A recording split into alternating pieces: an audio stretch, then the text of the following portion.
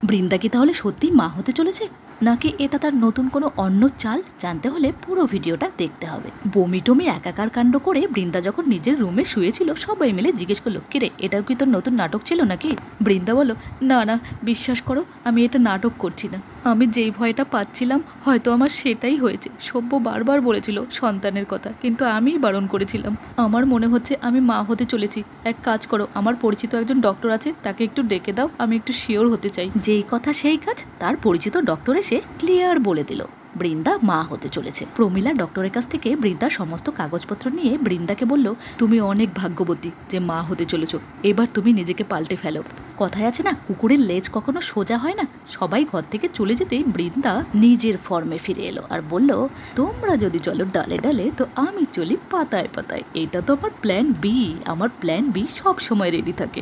এবার দেখি এই বাড়ি থেকে কে আমাকে বের করে দেয়। এইদিকে হসপিটাল থেকে মেজদাকে দেখে একলব্য, ময়না সবাই বাড়ি ফিরে এলো। একলব্য মাকে জানালো, দাদার একটা অ্যাটাক হয়েছে, চিকিৎসা চলছে, তুমি চিন্তা করো না, দাদা একদম ঠিক হয়ে যাবে। রাঙা নিজের মাকে বোঝালো, মা এবার তো তুই মেজদাদাকেও বাড়ি থেকে বের করে দিতে পারবি না, কারণ মেজদাদা খুবই অসুস্থ। আগে তো বাড়ি ফিরুক সুস্থ হয়ে।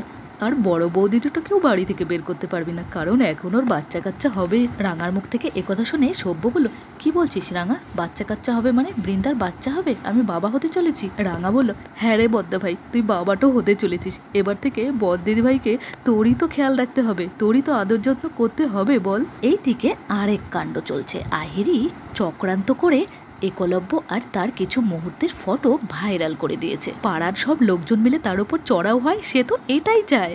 এইদিকে একলব্য রাঙাকে বলল, রাঙামতি তুমি আমাদের থেকে অনেক ভালো মানুষ, অনেক ভালো মনের মানুষ, এটা আমি বলতে বাধ্য হচ্ছি। একলব্যর মুখ থেকে এরকম কথা শুনে রাঙা কিন্তু খুব খুশি হয়েছে। এর পরবর্তী পর্বে কি হয়েছে জানতে হলে আমাদের চ্যানেলে চোখ রাখো।